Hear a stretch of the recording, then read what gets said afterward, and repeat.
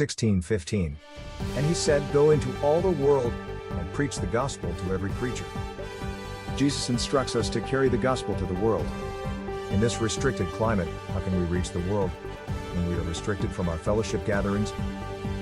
Many have ventured into social media and are using various social media platforms to reach the masses.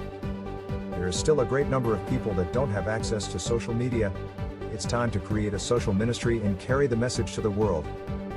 Television is a viable option and a very effective medium to reach the world for Christ. Jesus said that we would do greater works. We can do greater by reaching the world for Him. We offer a very affordable option to reach the world for Christ. Go to clarityibn.org, fill out the contact information form, and we will contact you with information on how to create your social ministry affordably and efficiently.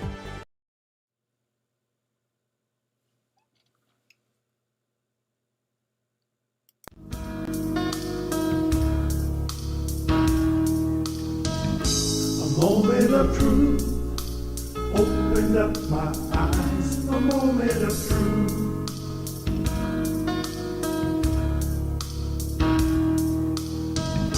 A moment of truth, like the sunrise. A moment of truth.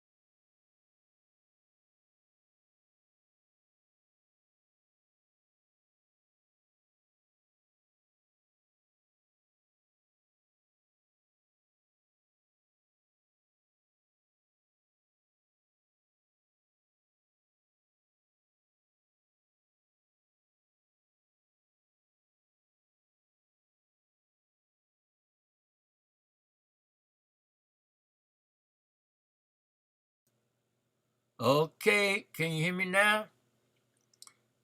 All right, I had to just reset up the system because it was having some issues, but you should be able to hear me now. So if y'all can hear me now, let me know. Let's see, I want to turn this up. Alrighty. All right, so if you can hear me now, please send the text. All right, good. All right, so you see we got OBS back up and running. Having some issues around here, but all right, we're going to persevere anyhow. All right, so we're going to get back into our study in forgiveness. And tonight we're on to lesson 7. And lesson 7 is entitled The Hurting Process. The hurting process. How do we deal with the hurting process? And what does all that entail? The thing that we want to do is heal. And that's actually the next lesson. is the healing process. And but we're going to talk tonight about the hurting process. I got to pull up one more thing here. There it is. Okay, hold on. Okay, open that up. Now, can get all my stuff down here on the screen. Now that I got it fixed. Okay, so in dealing with the hurting process, you can't get to healing until you go through an experience, you got to acknowledge the hurt. We're going to talk about that. So the first thing I want to talk about in the hurting process, because I know we've been talking about a lot of the obstacles about forgiveness, and we've been experiencing, look like every lesson, another curveball is thrown at us, and we, navigating through the whole process, and part of it is the pain. We keep bringing up about the pain, and it's real, and it doesn't just disappear. And this is not a wipeout of memory or a changing of the past. We're not going back into the past and rewriting it, and excuse me, and we're not causing it to disappear. So the hurting process. So what I want you to do, though, as you think about this and we talk about this, I want you to focus on the end results. You see, the destination is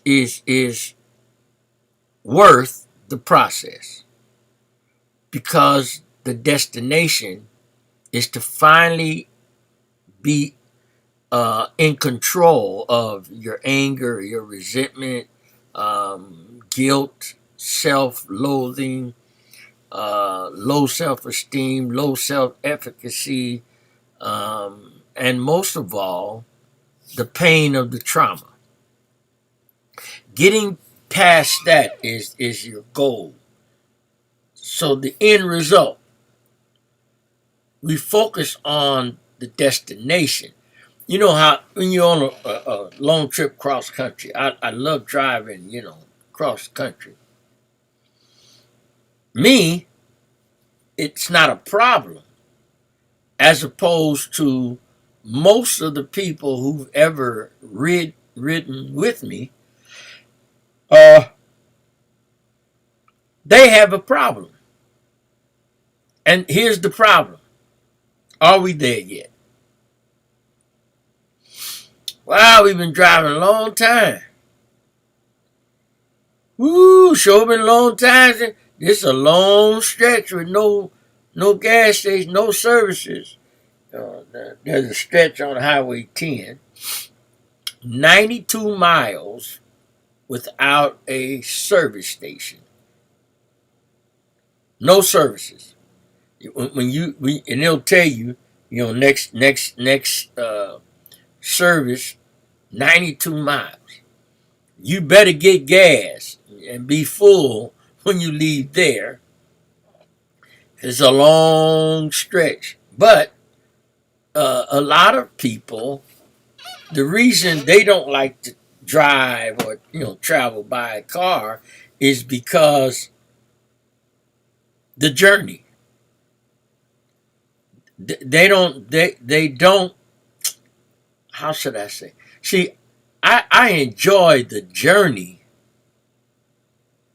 as I'm expecting to arrive at my destination. My goal is the destination. But if the journey is painful, and for some people, waiting, the anticipation, the anxiety, to them isn't worth the destination, or when they get there, say, well, this sure would have been a nice trip if I hadn't had to do that long ride or that long drive. Well, it's the process can be very daunting, very daunting. And in understanding forgiveness as it relates to the hurting process, this can be a big problem. Mm-hmm. And so focusing on the end result, when you acknowledge or accept the responsibility of going through the hurting process, you have to understand that I'm doing this to get to the end, because I can't get to the destination unless I take the journey. Got to take the journey. It's necessary, essential, and vital to my survival. The teacher decided to give out an assignment one day. Told the class to bring a clear plastic bag and then bring a sack of potatoes. So when they all arrived at school the next day, they had their clear sack, clear plastic bag, and they all had a sack of potatoes. So she told them, I want you to take out, for every person that you're holding something against, and you don't feel like you can forgive them, I want you to take a potato out, write their name on the potato. Then I want you to take a sheet of paper and write on there why you can't forgive that person. And then take that and wrap the potato with it and put some tape around it. Do each potato that way. So for everybody that you got an issue with and you can't forgive them, or can't find yourself, can't find forgiveness for them at this moment, write on the potato, then write on a piece of paper why you can't forgive them, and then tape that to the potato so it stays with the potato. Of course, by the time class was over, they were all leaving with a bag full of potatoes. Now, the exercise called for them to keep these potatoes with them everywhere they went for 2 weeks. And so they took these potatoes everywhere. They took them to their rooms and bedrooms to sleep, and took them with them to breakfast, to lunch, to dinner. Wherever they went, they had to take this sack of potatoes, the clear plastic bag with potatoes. Now, a few days went by, they realized how much of a burden it was lugging these bags of potatoes around. And so the students started now becoming conscious after about a week, and they wouldn't slip up and leave the bags anywhere. Well, a couple of reasons. Number one, remember, they had the names of the people on the potato and a note wrapped around it and taped to it that said why they couldn't forgive this person. And not only that, these potatoes were starting to rot, smell, and starting to draw flies. They started deteriorating. All right. The teacher explained to them. Now, this, why the exercise. To think about it this way: number one, that was a load to carry around all day. Yeah, they did. They were rotten by then. And they were carrying them rotten potatoes around. And they're smelling. Flies, and gnats is forming. But the other thing was, that's the way it is when you're carrying resentment and the pain of your trauma and crisis around. It's starting. Number one, it's a burden, and it's a constant burden, and it's with you everywhere. You take it to bed, you wake up with it, it goes with you to do your morning ritual of, freshening up, washing your face, brushing your teeth. It's with you in the shower or in the tub. It's with you at breakfast. It's with you on your journey to work, on your commute. It's with you, at work. It's with you at lunch. I mean, your baggage, these burdens, this unforgiveness is with you constantly. And the rottenness represents the resentment that you're carrying around. Now, we talked about this, focus on the end result. And we talked about this early on, that forgiveness is for the forgiver. See, they had to unload these rotten potatoes, and they didn't unload them for the people whose names were on the potatoes. They benefited. Forgiving represented getting rid of those potatoes and forgiving those individuals whose names were written on those potatoes. Because the rottenness, the stench, and the burden of carrying this around every day was starting to get to them. Forgiveness is for the forgiver. Yeah. You got to let it go. And part of the process of letting it go, you cannot heal until you hurt.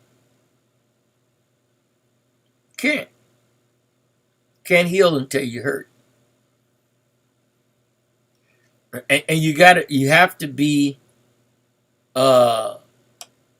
responsible and acknowledge. You got to acknowledge that you're hurting. We talked about, the lie and being honest.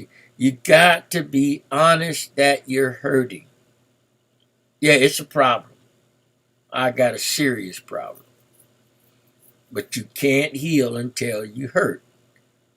And in order for you to begin the hurting process, you have to acknowledge that it exists. So what do you have to do? Remember, stop lying. Can't live in denial. You have a real problem. You have a real issue. You have a real circumstance. You have a dilemma and a struggle, and you're carrying around this weight. And now the weight is starting to cause you to be uncomfortable. Very uncomfortable. So you have to acknowledge it and bring it to the forefront. And you can't operate in denial. There was a movie title that reminds me uh, of that, and that's Eyes Wide Shut. There was a movie about real bizarre social behavior, interaction of a particular group of people. And the thing was, what was going on and what they were doing and participating in, they closed their eyes. I mean, their eyes was wide open, but you know what I mean. They closed their eyes to what was really going on. It was a crazy movie. Eyes Wide Shut. See, we have to start viewing things as they really are. What do you want to see? See, most people view it the way they want to see it because it's easier now to deal with it and to accept, even if it's incorrect and wrong. I see what I want to see. I see what I want to see. It's not what's really there, but it's what I can handle. It's what I can deal with. So what do you want to see? You're going to get what you want. Because in your mind, see, your mind can create the reality that's comfortable for you, even if it's in direct contradiction to reality. You have an antithetical parallel existence to what's really going on, but it's the total opposite of what is actually going on. What do you want to see? As opposed to what do you really see? So are you really seeing what is there, or are you seeing what you want to see? What do you want to see? And what do you really see? Are you seeing what is actually and factually there, or are you seeing what's comfortable for you to deal with? Are you? Are you really seeing it? See, you have to acknowledge what happened. And what is the real issue? What's happening here? My recording didn't start. What's the real issue here? Did I do I see what is there, or am I only allowing myself to see what I can handle or what I believe I can handle? So my eyes are wide shut. I'm in denial of the reality.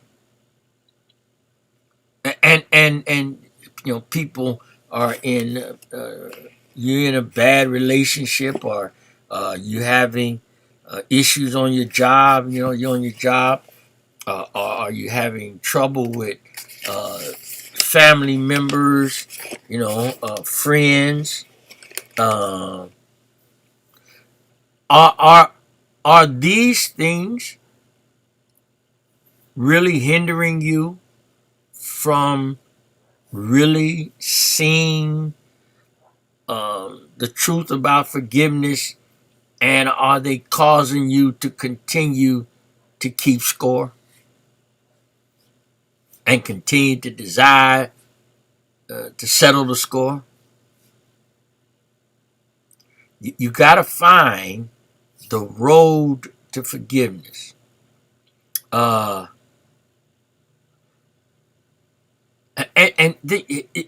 It comes. Okay, I want to phrase this correctly. that process has to include the hurting process, because that's, remember, thank you, Lord. Remember, pain is the indicator that something is wrong.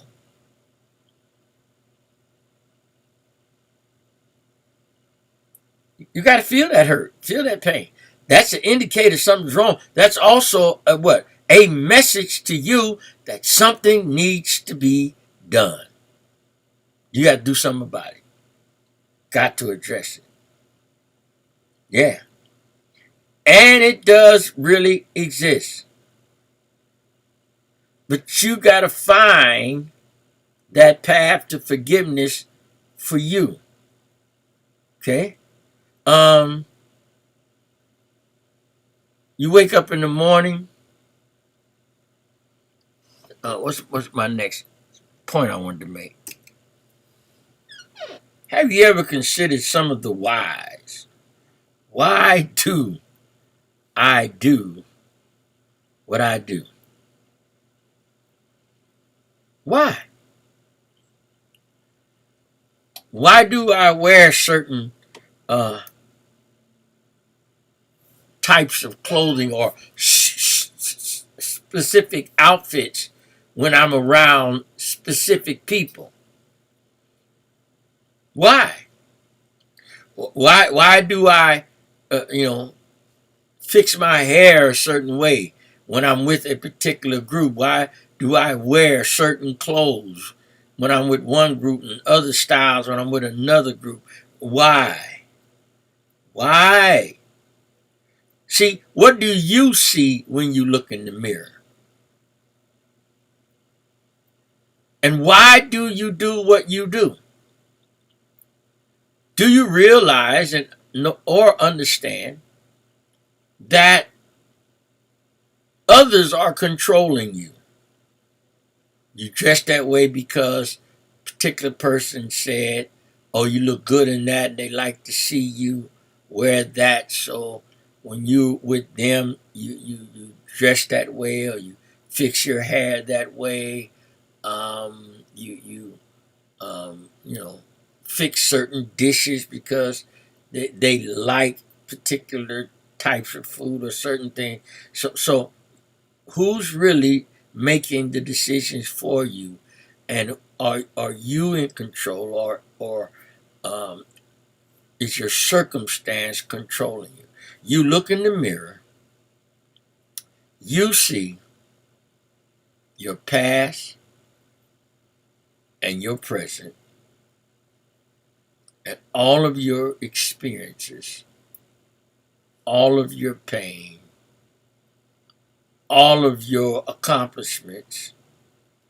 And the thing about it is, it's more like the news. We don't think a lot about all of our positive accomplishments as much as we do our failures, because we are constantly being pulled upon to improve or do better or be flawless, be perfect.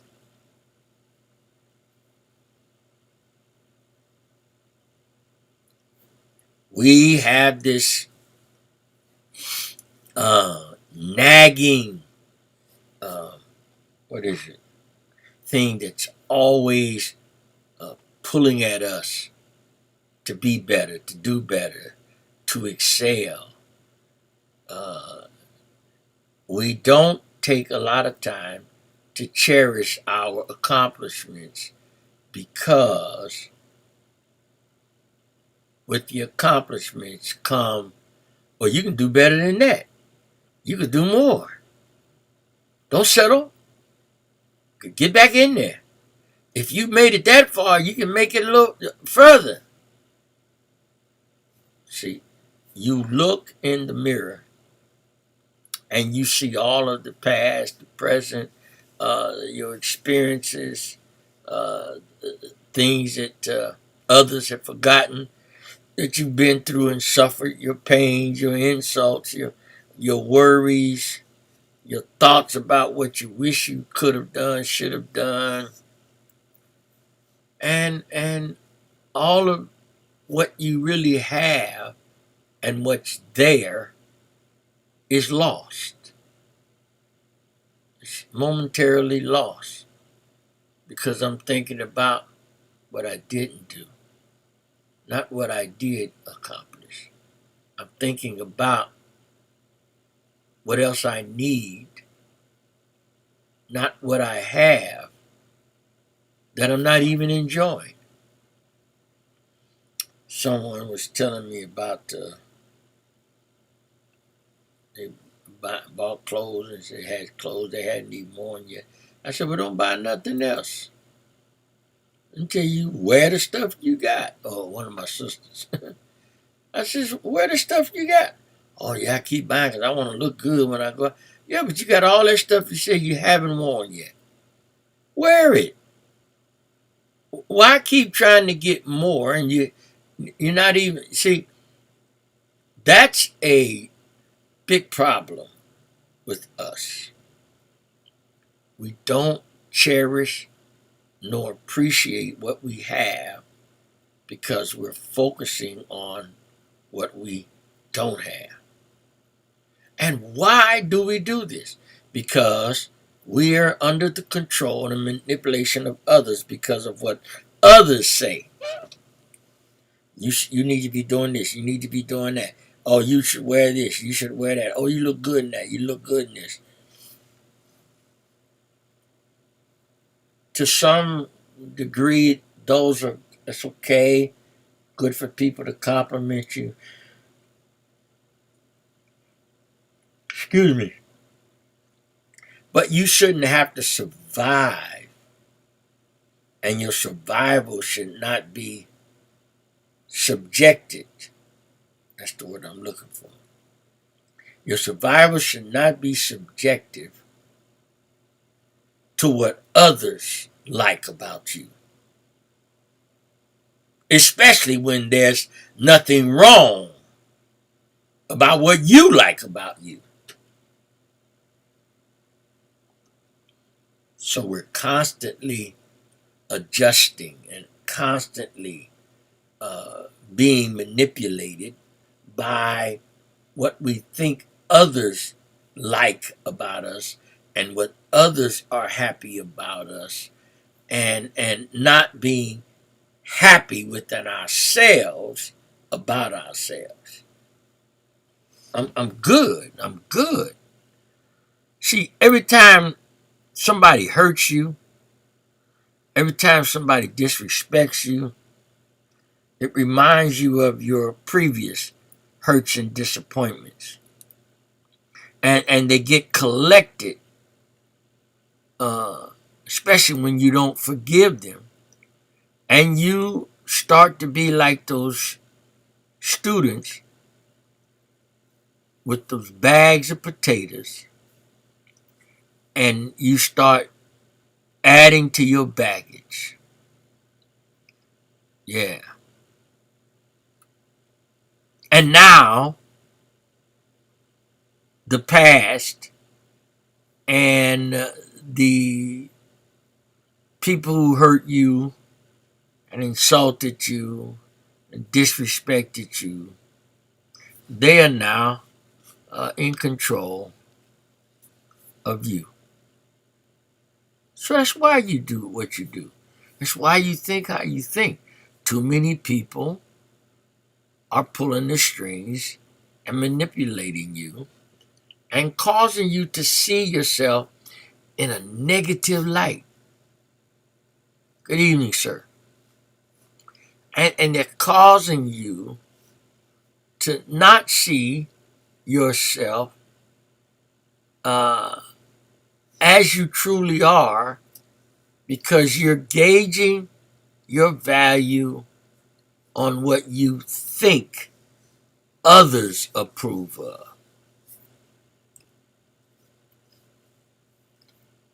Take back control. Take back control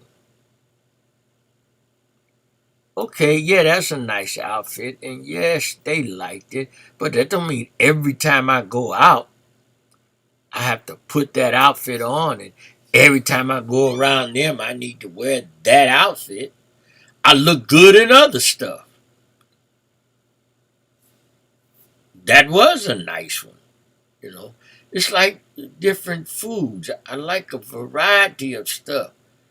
And as much as I may have a favorite, I don't want my favorite every day. I get sick of eating it every day. So I need to determine for me, I can't, you can't continue to let others decide for you what's good for you and how good you look. Okay, yeah, I look good in that, but I look good in something else too. Okay, and it's like uh, I didn't want to be the fella that had this. I'm trying to remember the name of the movie, but this guy had a closet full of the same outfits. I mean, identical, and every day he'd put on the same outfit. His closet was full of them. Same slacks, same shirt, same jacket, same shoes, but he would pull out another set and copies of them all in his closet. I wouldn't want to look the same every day. Nah. Take back control. Stop letting what others or what you think others approve of be the decider for you of what you approve of for your life. He said he come that we might have life and have it more abundantly. I can't have my life in abundance if I'm living my life according to someone else's likes about my life. And it's not one of my likes.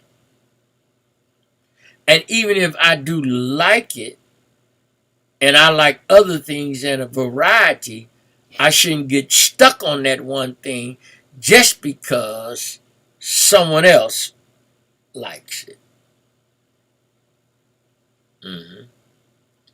You wear that dress because they like you in that dress.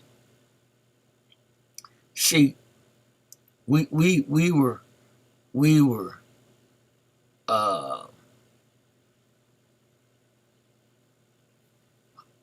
how should I say,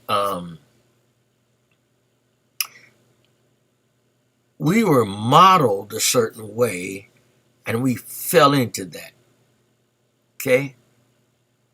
But how do you take back your control? First of all, you got to figure out. It sure was, but it wasn't a uniform. He just wore the same outfit every day. What baggage are you hauling around? You know, what are you hauling around? What is it that if you could let that go would bring some peace in your life? You know, there's that one thing. If I could just let go of this, I get some peace.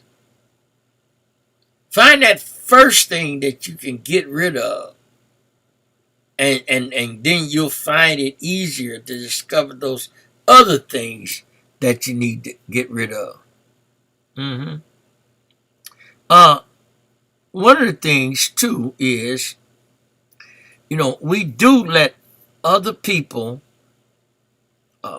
cause us to put on the false face and put on airs and act one way, when we actually feel another.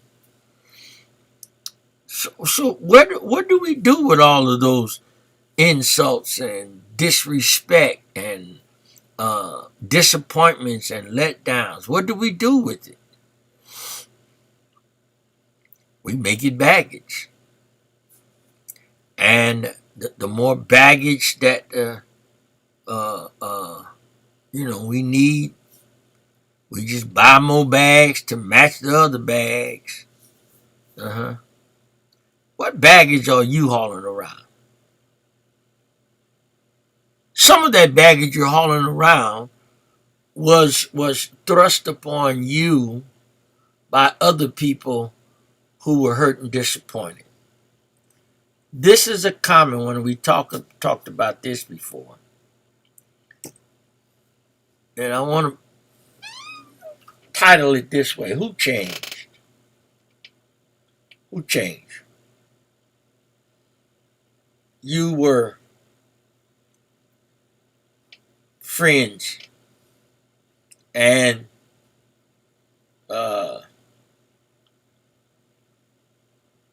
someone you knew mutually and your friend got together, and they ended up breaking up and had a very bad breakup, full of drama and very traumatic. You're still a friend to both of them, but one of them decides now that you're no longer the same friend.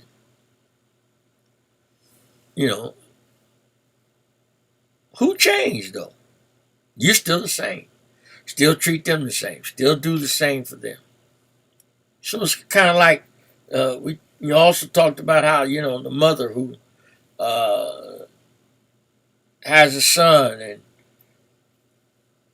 the father and the mother break up, and the mother now starts to say things to the son she never said before. You just like your daddy. He wasn't nothing, you ain't gonna be nothing. Just sick of looking at you. Never said that before when her and the dad were doing just fine. But now all of a sudden, you just like him. You ain't gonna be nothing as he wasn't nothing.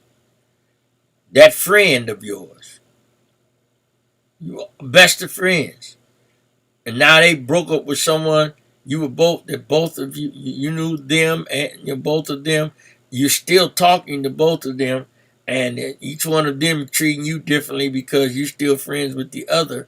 But my question is, who changed? Who changed? Who changed? See, they're living under a false pretense. Fantasy is now overriding reality. The reality is you're still their friend. The reality is you're still her son. The reality is you're still her daughter. They even say that sometimes to the daughter. Yeah, you just like your daddy. Can't stand him, can't stand you. Well, you got with him and had me. You're in a fantasy now, and you're ignoring the reality. I didn't change. You changed. That brings me to see this next point. Let's take proper ownership. See, take proper ownership. Why are you throwing your baggage on someone else? Don't do that. Don't throw your baggage on someone else. And ask yourself this question. Are you overpacked for your journey? Good thing now the airline doesn't allow people to take as many bags.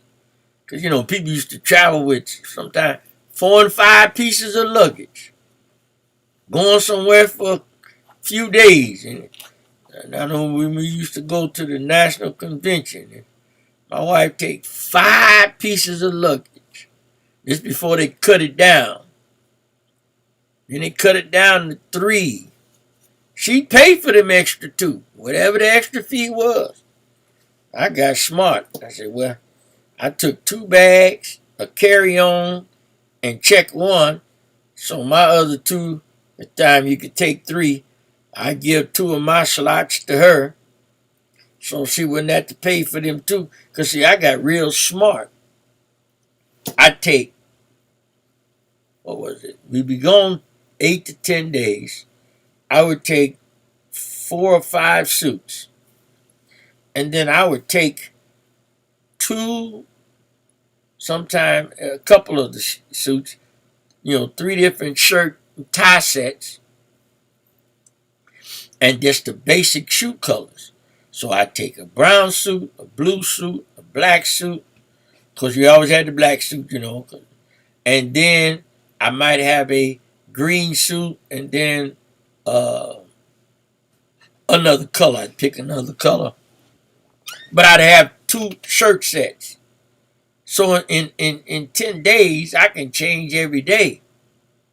Because all I had to do was switch up. I'd wear one today, the same suit I'd wear maybe 2 or 3 days later, but with another shirt set. And people thought I was wearing different suits every day. I didn't wear the same suit every day and just change shirt. I switched up, wouldn't wear it for 3 days. But every 3 days, I'm alternating them, keeping the rotation, but I'm wearing a different color accessories. And then, man, it was some nice suits, man. Boy, you must have packed 2 or 3 suitcases. No, I had 1 suitcase. 1 suitcase with the 4 or 5 suits. I'd have 8 to 10 shirt sets, my cufflinks, and my shoes. 4 pair of shoes, 4 colors. You don't have to, do all that, packing. Now, my wife would take 14 suits. 14. Y'all hear me? She'd have 2 big suitcases. Then she'd have 1 suitcase with all of her accessories and underwear, and then another suitcase with sweaters and some other stuff. Then she'd have a hat box. I'm not doing all that. I don't need all that. And learn. Are you overpacked for your journey? Now, here's the sad thing. Guess who had to lug all that luggage around at the airport? And then when we get to the, transportation to the hotel, I got to pull all her bags and mine out to the courtesy car, to the transportation, and get to the hotel.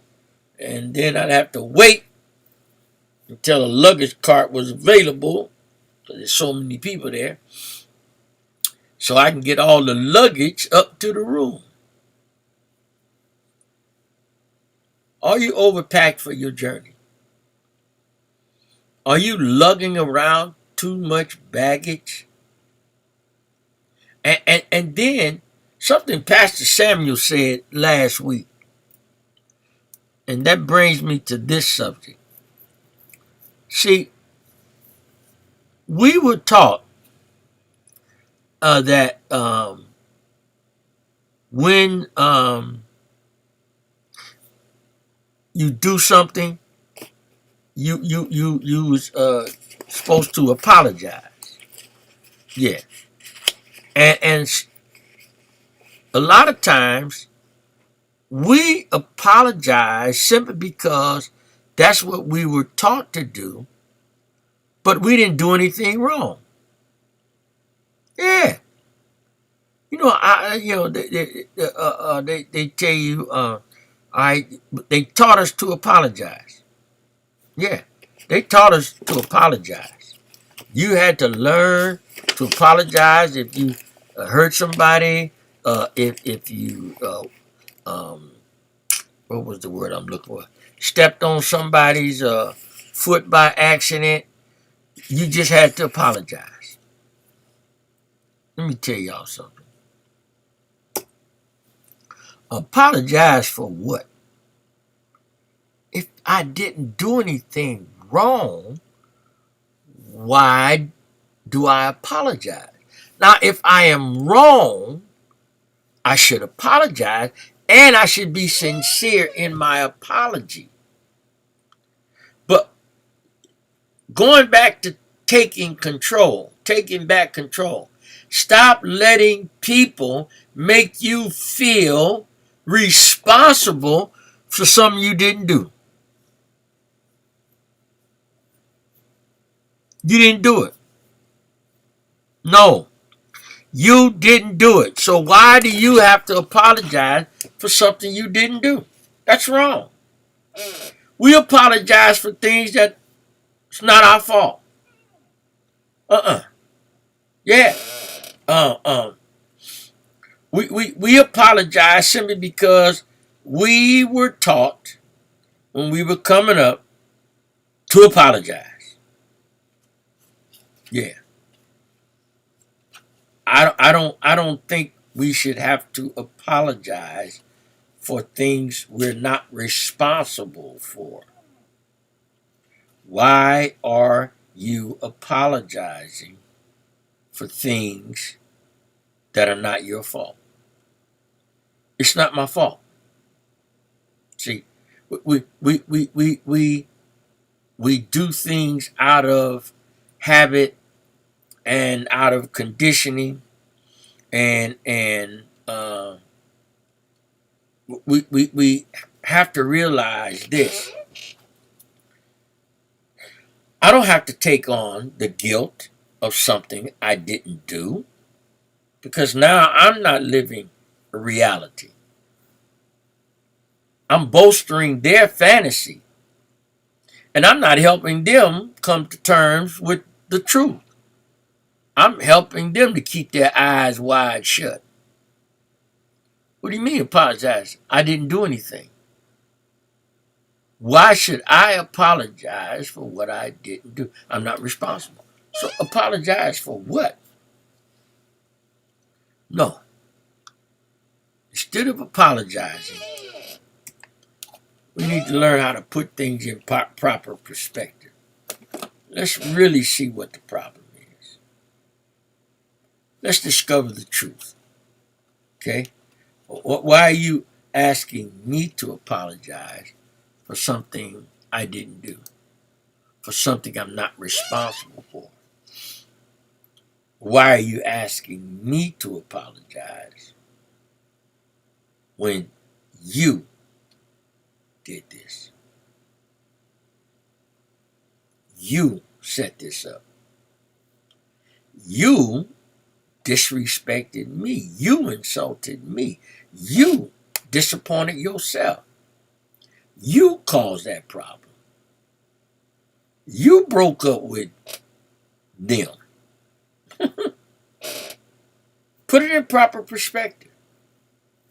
We got to be honest with each other and cause each other to see the truth and cause each other to acknowledge the truth. The truth is, you didn't do it. Taking on other people's baggage. So in my process of hurting, I should only hurt for what I'm responsible for. So if I'm not the one that hurt me, then I shouldn't be what? Taking on that baggage. So I let it go. I release it. Don't own it, because it's not yours. Let it go. Release it. The song say, relax and let it go. If it don't fit, don't force it. and have peace with yourself. Make peace with yourself and cause peace to come into your presence. All right, that's our lesson for tonight. We're going to come back tomorrow and we're going to talk about the healing process. You know, we get through the hurt. Let's go to the healing so we can get better. We can be better if we get better. And if we get better, we'll be better. All right. God bless you all. Thank you for joining tonight. We're going to be back tomorrow, same time. I appreciate you all coming on. And I hope you enjoyed the lesson on tonight. Got a lot going on, so just continue to pray for us. We're trying to keep things up, get things rolling here. But I thank you all again for joining and for being on tonight. Continue to pray one for the other. Keep us in your prayers. And as always, God loves you and I love you. Not a thing you can do about it. Go and be blessed in the name of the Lord Jesus. Are you ready to take your ministry in a new direction? Are you ready to explore new innovative ways to carry the gospel of Jesus Christ to the world? Have you ever thought about having a television ministry? Were you reluctant because of pricing? Did it seem too costly for your ministry? If I told you that television is affordable, and that there is a solution within your budget, would you be interested? There is an affordable solution for your ministry. It's Clarity IBN. Clarity is an affordable option for you to be on television. You can reach the world for Jesus without breaking your budget. Go now. Go to clarityibn.org. Fill out the contact form, and a representative from Clarity IBN will email you on how you can be on television affordably. Don't wait, don't procrastinate. Do it now. Go to clarityibn.org and get started.